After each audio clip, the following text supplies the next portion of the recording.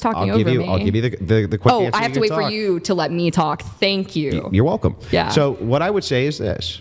When you say ignorance is bliss, all you're doing is alluding to the fact that people should engage in risky behavior. I'm giving you 15 seconds, and if you don't give me the mic, I'm leaving. Go ahead. 15. Oh, my God. You're going to leave? Yeah. Oh, no. Uh-oh.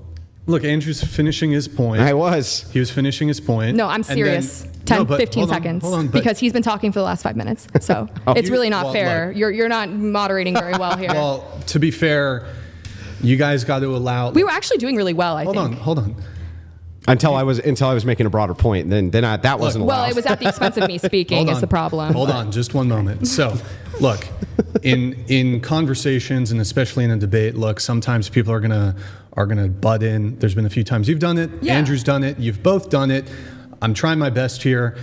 Well, that's why I'm alerting you. I feel like at this point I would like to be able to speak my point because he rebutted me before I was able to give my point, and that's been happening the last 5 minutes. You asked me a question. Have you heard the term ignorance is bliss? So I could speak and explain my point. Yeah, so then I said yes and said, but here's the problem with that. And then talk for about 3-4 minutes and then try to back me into corner give over the nonsense. expression. When I ask you a question, you answer it. I expect a yes or no, and then you give a comprehensive answer like I was. So can I give my explanation? Are you done, Andrew? Yeah. Okay. So you going back like 5 minutes basically to what you mentioned was the term like, oh, women are happier in the home with a husband and kids, right? Mm-hmm. And so the term of ignorance is bliss, I think for a lot of women who do not have the opportunity to get an education and they are forced to be in the home, they don't know any other alternative. So some women are truly happy, but if that becomes the standard that women have to be in the home and have kids and they don't have the opportunity to get an education, then of course that's going to be something that they think brings them joy because they don't have any other opportunities. And so like there's a lot of people in my mom's generation or my grandma's generation where like they were like, man, I wish I could have gone to school and like had an education and like picked someone, and they just fell into a marriage that either was abusive or like they weren't happy. And so I think that it's easier to report higher levels of happiness when you perceive it to be your only option is living in the home and having children and raising them. Yeah. So, but what do you have to say to that? Because I'm so curious. Interestingly, because it goes to your like underreported things like you were talking about earlier. First of all, when you give anecdotal evidence like, oh, my mom and mom's friends. Oh, I can give you an actual study if you want. May have and I can refute it. I promise. But here's the thing: when you give anecdotal evidence and you say, well, my mom's friends, this and that, wish that they could have gone to school. There's also anecdotal evidence, and an awful lot of it, and you can find it on YouTube right now, of tons of women saying they wish that they had not gone and gotten a career, and wish that they would have instead deferred those childbearing years in order to have a family because they see the happiness levels of their friends, colleagues, co-workers, things like this. That anecdotally is also just as true. But to even go on to the ignorance is bliss, I could say this and make this case about literally anything. I could say, well, I would love heroin, right? I've never taken it, but ignorance is bliss, right? Oh, I could say ignorance is bliss about literally anything, any drug, well, that's not the only hang on, any risky, I didn't cut you off, any risky behavior, any of this. I could say that about anything. What you're doing is saying, these women are happy. There must be some bad reason for that. Oh no, some women are happy. No, you're saying I agree. These women are happy and there must be a bad reason for that, and the bad because they're doing traditional because they're doing traditional gender roles.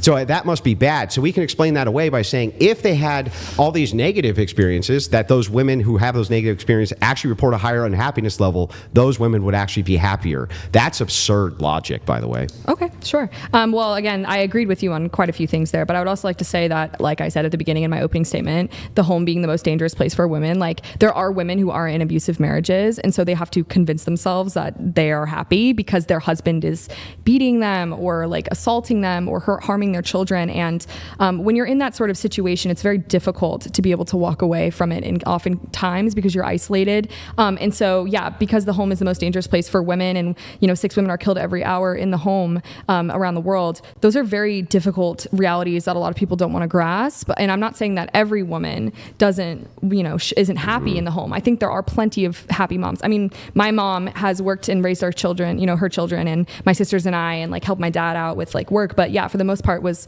a stay-at-home mom, and I think she really enjoyed it. But for me, at this point in my life, that's not something that I would like. And it's not to say that it's, it's a bad thing, but I think that some people are convincing themselves that they're happy when in reality it's a very difficult abusive situation. I'm going to have to go back to the NIS where I point out to you that as you keep saying that the most dangerous situation for women is in the home. Well, that's according to the UN around the world, though, Okay, not just here. okay, but inside of the United States, at least, and inside of the Western nations, this is a commonality that they all share. It's not usually from the husband. It's usually from boyfriends of single women or single moms. Or as far as, for instance, cohabitation. Cohabitation leads to some of the worst outcomes for women when they're not married, and men. It leads to terrible outcomes for both. This idea that you have that when you say this, it's very loaded. It gives the impression that husbands are at home abusing their wives, and the opposite is actually true. The truth is that when women get divorced and they end up in these occupied relationships, that's when they end up with the most amount of abuse, not from their husbands. Well, I think it's, you know how we were talking about earlier about like confounding factors and other things that might, the classification of things might change the results of studies. For this one, I'm looking at it, and it says facts and statistics on domestic violence DV, and it's mainly including intimate partner. So it's not talking about husband or boyfriend. That's why we separate them, right? So we would separate those two categories to see who's the more abusive. Do you have a statistic? Yes, I just gave it to you twice from the NIS. But I know, but like I'm looking at it, and again, like I'm having. Show me the numbers from the NIS that you're looking at. I actually don't believe you. Oh, I'm not looking at the NIS right now. I was looking at it earlier, could not find the number you were talking about. Yeah, but you looked at it that does not for 1 exist. minute. No, I didn't. You did. I literally pulled it direct from the NIS itself. When there is a minor in the home and there is abuse, they look at both parents. And in that case, they are finding, according to this, the Domestic Violence Center data for Mankind Initiative, I'm finding... The Mankind Initiative? Yeah, here, the I'll cult? send it to you. The cult? The Mankind Initiative? I have no idea what you're talking. I mean, this is it's a statistic, it's like a study that's produced. Yeah, I could go to the University of Pennsylvania's one. Yeah, do if you that want. because the Mankind Initiative, as far as I know, is a Western cult which exists as a demasculating agency. Just so you know. Okay. Well, so it's saying analyzing 31,000. This is Penn today. So this does go to your point. It is just slightly above the spouse rate for abusive boyfriends. But again, and those go reported much more, right? The marriage rates go reported much more than these rates where you're living outside of the home with another man. Right. So because that's the more common living arrangement. Therefore, I am correct. It is true that the most dangerous situation is co-occupancy, not marriage. I mean, there's different. I think it's difficult. You deal a lot in absolutes, and as a teacher, that's something that we are told not to do to facilitate like open communication. Is because you typically say, "Well, this is true. This is true. That means I am truth. I am correct in saying this thing." But again, statistics are changing all the time. So actually, you're contradicting yourself because at the beginning you were like, "What I'm saying is things change." I can negate these with logic by simply pointing this out. I mean, you can negate anything when you talk to yourself like you do, because you're not really listening to the words that are coming out of my mouth. I'm listening. Do you want me to steelman your position? You just said to me that everything when it comes to statistics is fluid. I would tend to agree with that based on oncoming data which is coming in. However, we still have to apply logic and inductive reasoning even when we're dealing with data sets. Especially, I didn't say we don't. I agree. So those are unchanging, unconfounding variables, logic and reason. So if we're using those two things, we can easily point to this and say, we know for sure that it's going to be underreported in cohabitation and possibly reported at least better from the marriage standpoint. That's probably true. I don't think anybody would really dispute that. Yeah, actually, I found a study to your point. Researchers have consistently found higher rates of violence in cohabitating compared to marital relationships. But in those cases, still it is 95% of perpetrators are male. So what do you have to say in terms of that? Yeah, okay, so here's what happens. What feminism has done, especially with the destruction of the marriage, is it has put women in the most vulnerable position, where now they leave their home with their husband, where the abuse rates are not nearly so high as pretentious feminists pretend they are,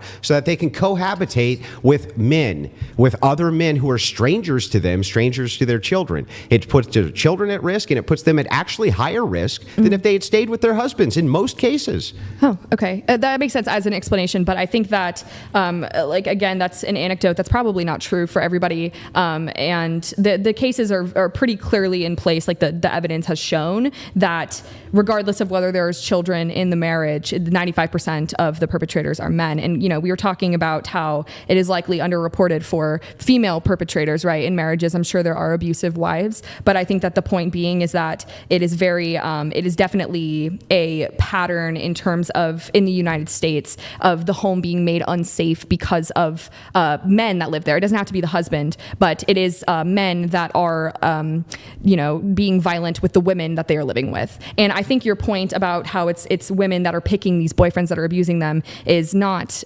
fair, because again, you don't know men that are going to turn out to be abusive until they hit you one day. It doesn't start out with, if you went on a first date with a woman and she clocked you in the face, would you continue to date her? No, you wouldn't. It's the same with women. Here's what we're going to do. Andrew, you give your response, then we're going to do prompt change. Okay. Okay, so but yeah, that was the end of my I don't even understand this. Like, all of the stats back up exactly what I'm saying. You agree with me that what I'm saying is likely the most true case scenario, at least compared to all the about numbers. Boyfriends being more abusive? Yeah, can I finish? Right? Oh, I was just clarifying. I didn't cut you off. So the thing is like, look, as we look at this data, the data backs up everything that I just said, especially when it comes to cohabitation. You say, well, it's not women's responsibility that they're picking these men. It's like, well, women are initiating most of these divorces. For one, they're leaving their husbands. They put themselves in this confounding situation where now they're being abused by strange men, often because they want them as sexual partners or other things like this. You say, well, that's true that the abuse happens inside of these places, male, whether there's children or not. Great. But when it's a cohabitation event where children are involved, you're now putting your children at risk because the risk skyrockets for abuse. Skyrockets for abuse of those children. No wonder men don't want to get married to modern women if they're going to get divorced, and their women are going to put their children in an abusive situation, right? And that's what the stats show more than anything. Not that women are being abused, but that when they have authority over children, they are putting them in situations where they are abused or abusing them themselves. That's what's actually happening. We do have to change prompts. Andrew, I think you wanted to perhaps discuss patriarchy and force doctrine. Sure. Would you like to get into that? Go ahead. Yeah, you can start. Yeah, so I'll give you my definition of patriarchy first. It's a historic definition. It means rule of the father. I often will short phrase this to from the father. Usually it operates around something which is patrilineal lineage rather than matrilineal lineage, though not always. You can have patriarchies where there's matrilineal lineage. You can find this in Judaism and other places like this. When I talk about patriarchy, I'm broadly speaking, at least in modernity and in the last 100 years, about men being in charge of general systems. We could just say men being in charge of general systems, head of the household, head of the family, things like this. My view is that patriarchy is always going to end up being the default, especially the more feminism there is. You'll push more people into the patriarchy role, and here's why. Because of force doctrine. Force doctrine is a doctrine which I came up with, which tries to describe a phenomenon which you yourself are going to have to concede is true. That half of the world right now, if men decide to, they can basically exterminate every single woman inside of their nations, and there's not a damn thing women can do about it. We can find this in most of the Middle Eastern nations. We can find this basically anywhere that we look, right? They can't actually do anything about it. Also, when it comes to rights, rights are a social construction, product of the mind. Because of that, they are not inherent. And since this is the case, force is what is the practical applicator. And if men decided to, by force, take away women's rights, women cannot do anything about it. The opposite is not true. If women wanted to take away men's rights and men didn't want to let them, they could not. And because of this force doctrine application, women's rights all come from men, not inherently from themselves. Therefore, feminism is a lie, complete lie. That's force doctrine. I don't know if you have anything to say about it. Well, aside from the fact that that is genuinely a terrifying idea, I think that the idea that men could just take away our rights and wipe us away is why feminism is necessary, is because we are trying to get enough men, I suppose, on our side, if you think about it in terms of like a military occupation, so that that wouldn't happen, because I think that it is possible for men to take away our rights at a blanket pace. But I don't agree with your conclusion based off that premise, though. I don't believe that women inherently don't have rights that is given to us by men. And the reason why is because I believe that all human beings inherently should have equality and human dignity, which is although I'm not Catholic, it's a term that was very much focused on in my Catholic high school. I went to public school and then Catholic high school. But it's an axiom?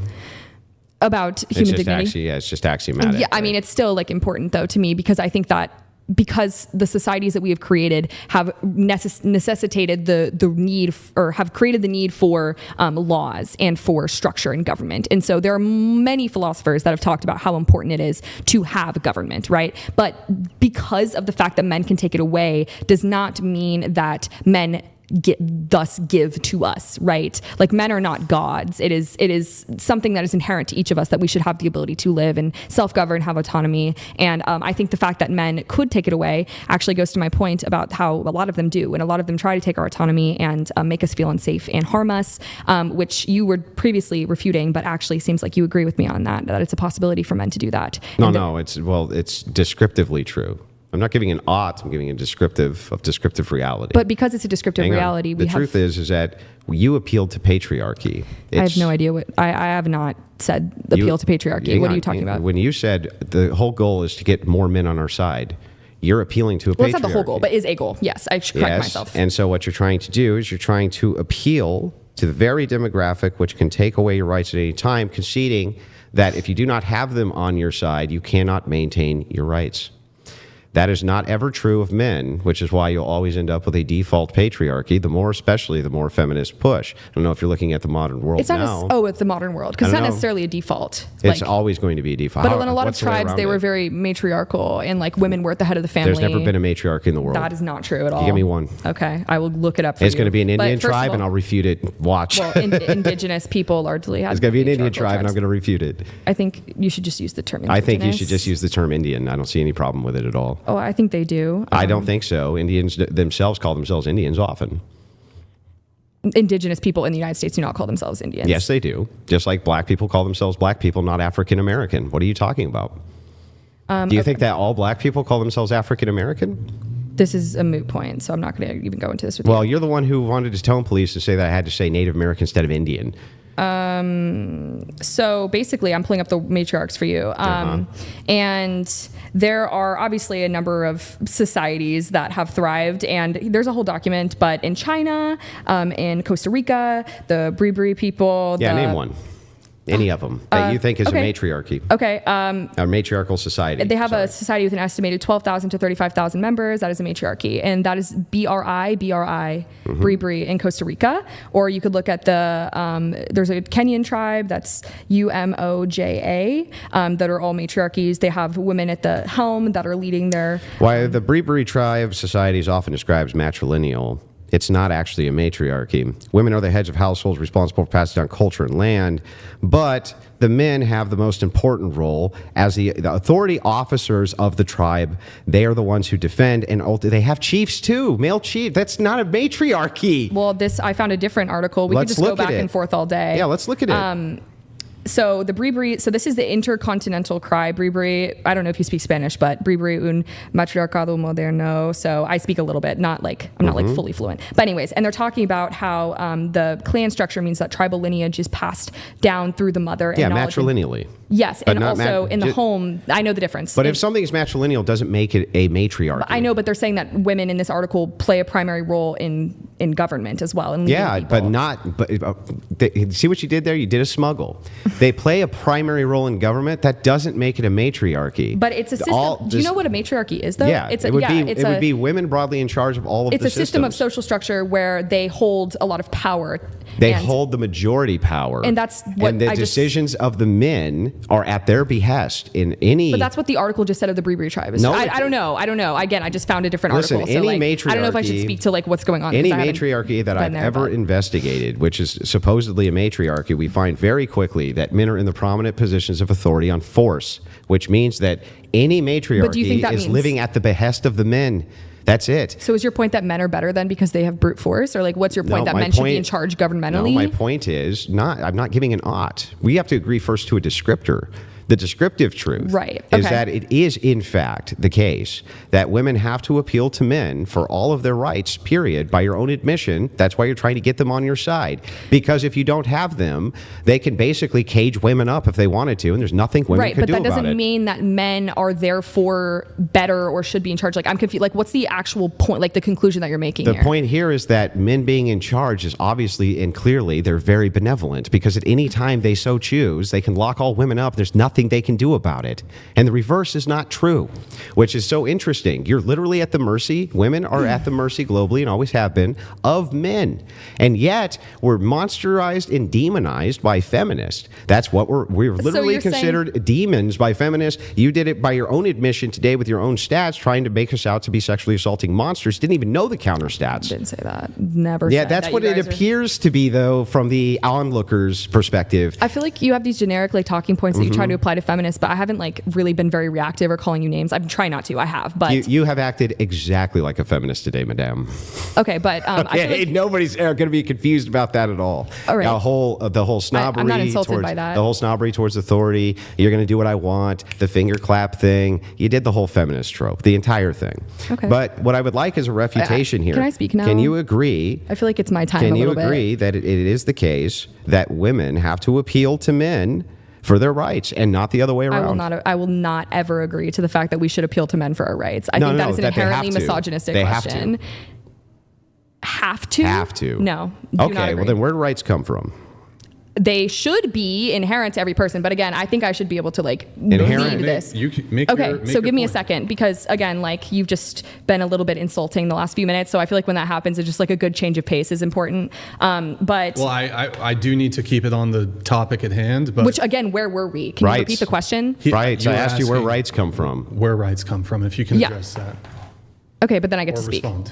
More. Yeah, you can. Okay, But it's okay. on forced doctrine You can and rights. respond. Yeah. Go ahead. Okay. Well, I think the fact that we're debating a topic that you came up with is a little bit strange personally, but I was Why? going to say that I think that rights are inherent.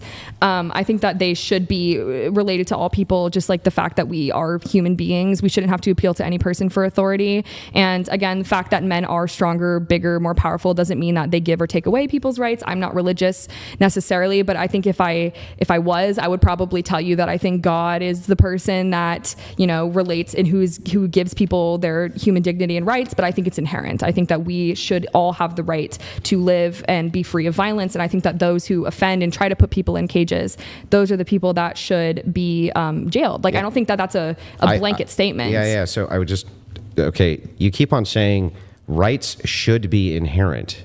That doesn't tell me anything about where rights come from.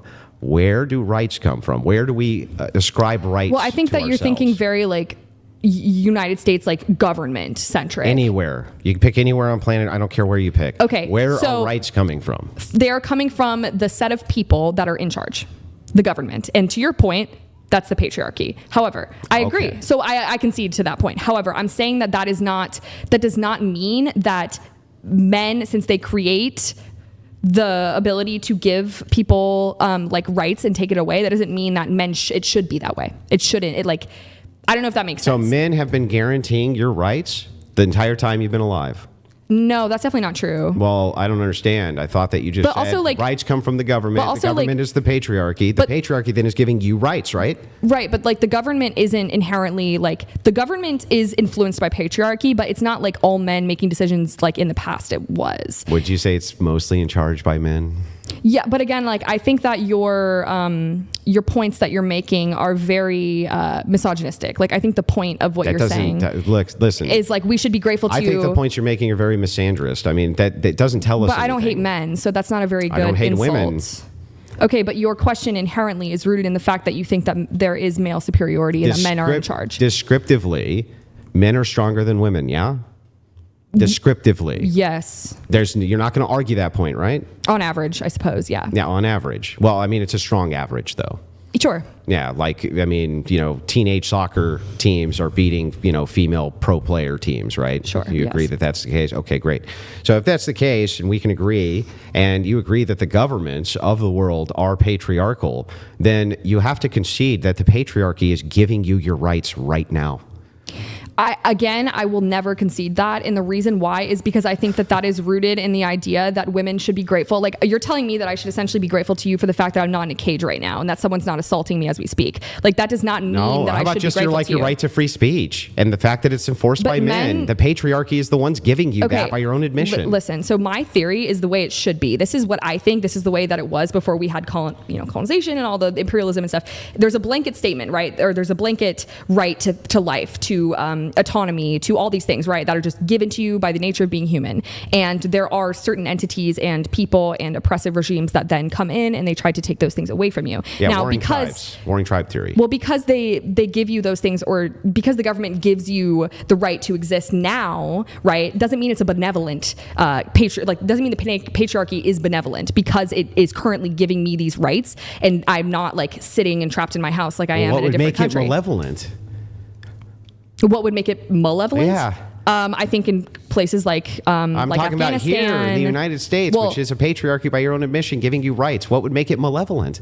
I think that there are a lot of current things that are malevolent, like in legislation and things like that are, like attacks on bodily autonomy and like the overturning, like the Dobbs decision or the But you would consider your First Amendment a benevolent right, your Third Amendment, your Fifth Amendment. I think these things are all inherent. Like I don't understand. Like just because it's written by the government doesn't mean that it should inherently be. It can't be benevolent. Listen, that's a contradiction. You can't say it's inherent and the government gives them to us. No, the government. That's a contradiction. The government does, but it doesn't mean anything. Like we should already have these things. Like just like if I. How do you have them? How do you have them absent a government? Being. You should just be able to walk around and be free. How do you have that without force? How? I mean, how is it even possible? I think you're looking at it through a lens of like imperialism, and I don't think that like force was always necessary. It hasn't always been necessary to conquer other people. I'm looking at it through a lens of. I literally told you my lens of force doctrine, explained it descriptively. It has nothing to do with imperialism. It has to do with this. You're walking around and there's no government. If you're walking around, there's no government. Where do your rights come from then? Okay, this is just like such a silly question. Please answer the question. Okay, so. If there's no government and I'm walking around, my right to be alive, my right to find a partner. Can someone come around and kill you? Can someone come around and kill you? Yes, but in that case, there have historically always been ways of punishing people who take those away. So the people who take them away are like offenders. Hold on, just let her finish. A government? Go ahead. Hold on, Andrew. Okay. Go ahead. The people who take those things away from you, if they don't decide to take it away, it doesn't mean that they're good. Right. So like a really horrible example that for a lot of women is true is if I am a woman and I have not had intercourse with anybody and a man is my friend and he decides that he's not going to take my virginity from me. Does that mean he is a good person inherently by not assaulting me? No, it doesn't, because that should be the standard, right? And so if someone comes in and they take it away and then they tell me that they can or they can't in the future, right? That's essentially to me what you're saying is just because the government is giving me the right to walk around and have this conversation with you today means that I should be thankful and I should, not be concerned with things, and that you guys are actually benevolent. The patriarchy is benevolent because I'm not in a cage, because I'm not being assaulted. Yeah, that's not what's being said. But anyway, can you answer my question though? If there's no government, where do your rights come from? I think we've already been over this. I think you've asked me quite a few times. Listen, what you did was I've already told you human dignity, so. Well, human dignity, you can't account for dignity in a secular worldview. What is dignity? It's just whatever you think dignity is. So tell me this real quick. You have rights. They're inherent. Okay. Are you talking about legal, moral, or human? Let's omit legal, right? Because I'm talking about in a hypothetical society. Any. Okay, moral and human rights. Yeah. And for me, it's rooted in the philosophical natural law. Natural law is Catholic. You don't believe in Catholicism. You would have to have God to back up natural law. Okay, but that is what I developed my beliefs around because I used to believe in God. No, that's it. If you don't appeal to God for your natural rights, you're making a naturalist fallacy. Okay, I believe in God. That's a fallacious argument. How do you know that I don't believe in God? Because you told me. Okay, well, I think this is like a really ridiculous. Why is it ridiculous? So where do you get your rights from if they're not from God? Okay, so again, I still subscribe to the human rights theory, which is the Universal Declaration of Human Rights. If we're not going to go talk about God or naturalism, right? Which is that every human being has universal, inalienable rights that are fundamental to each person. And so this is what the UN subscribes to and stuff like that, regardless of whether there is a government in place or not. So is that sufficient to you? No, that's an axiom. So all you're just saying is, I think we have inherent rights because I think we have inherent rights. I think we have inherent rights because we are human beings who deserve to be treated with compassion, love, and respect. And I don't think you think that. So yeah, but that's pretty wild. But the question comes in here. Let's say that a group of people doesn't believe in these inherent human rights, right? They don't believe in them. I mean, there are definitely groups that have. Yeah, they just don't believe in these inherent. But for certain people. Yeah, they just don't. So what is it that protects those inherent rights for you? Well, you're right. There is typically like a system in place of force. It's not force per se. All force, right? But name anything that's not force. But there's a way to like isolate those people. With what? Force? I mean, not necessarily. Not what every else could arrest you is isolate made them through with force. if they don't want to be isolated? Well, not every arrest is made through force, right? Like they might. Yeah. Well, actually, all arrests are made through the implicit threat of force. Either you come with me or else, right? Sure. So that would be force, right? You would agree with that? The implicit. Yeah, I mean, just this inherent topic to me is very, just like violent and seems like a moot point. Like, but I mean, I feel like we've talked this through. No, I haven't talked it through yet. But you can continue. I mean, I don't really have much else to say. Yeah, I know, this. but I've already it's a clarified. critique of your worldview so that we can understand who you're appealing to for these so-called rights you believe everybody has. In this case, it sounds like you're banking on force from men to protect your rights. How are you not banking on the force of men to protect your rights if you say they're inherent, but all these inherent rights require force? Well, also men is a generalization. I mean, again, there are a lot of people who are currently working to enforce the system of government that we have. It's not just men, but they all rely on male force, don't they? I just told you that wasn't true. I mean, okay, can you tell me how that's not true? Like, what agency of government doesn't rely on male force? No. My point is it's not all exclusively men. There are men and women and everyone else as well that work to protect people here. Like in the army, it's not like if you're using force, right? The army isn't just male troops. So like you're saying male. Yeah, there's women who aren't allowed in combat for the most part, almost ever, unless it's by accident, who are in the military as paymasters and things like this, but they're not the executors of force. There's not female armies being fielded to protect people's rights. I'm not super interested in this line of questioning because it just seems like an inherently misogynistic question. If you're interested in it, I want to know the worldview. I think you care because like it's your podcast and like I'm kind of ready to move on. You know what? In your next argument, I'll just say, well, I'm just not very interested. Okay. Like, then I'll just talk about my points. What does that do? Well, you're not really letting me talk or I'm just asking you basic questions. You refuse to answer them. That's it. I just wish you would actually answer the questions and then we could get somewhere, but you just refuse to. I'm like, okay, so what does that mean? And you're like, well, I just explained it when you didn't actually explain anything. And then we get to the root of it. So what you keep doing is appealing to patriarchy for your rights by saying, I would never say I appeal to patriarchy for my rights. You say, hey, I want to appeal to men because we need men in order to protect us from the patriarchy, which means you're appealing to men for your rights. It seems like it's a big circle, so I'm just trying to decipher it out. That's it. That's it. Okay, I'm not gonna engage anymore. All right. I already told you I just don't have anything else to say on this. So I feel like we've had a good conversation. I mean, I've enjoyed hearing what you have to say, but I just don't have. Yeah, well, I mean, I would have enjoyed actually critiquing the View, but since you don't make the View available, you already available, have for the last 15 minutes. You've just been very evasive and you've been very unwilling to actually answer questions, even when you've contradicted yourself. You want to acknowledge it. So. Okay, well, we can take a little. I'll have a smoke. There's more prompts, but we'll take some audience questions. There's some super chats that we can get to. So we have, let's see, we have Just Gerald here with the $100 super Streamlabs message. $100. Thank you. When women say, I wish I would have gone to school or focused on a career instead, I hear, my children are preventing me from freedom. If only these kids weren't alive, I could be happy. All right, Just Gerald, thank you for that. Appreciate it. All right, and if you guys are enjoying the stream, be sure to like the video, please, and make sure to. If you're watching on Twitch, go to twitch.tv/whatever. Drop us a follow and a Prime sub. And that's weird.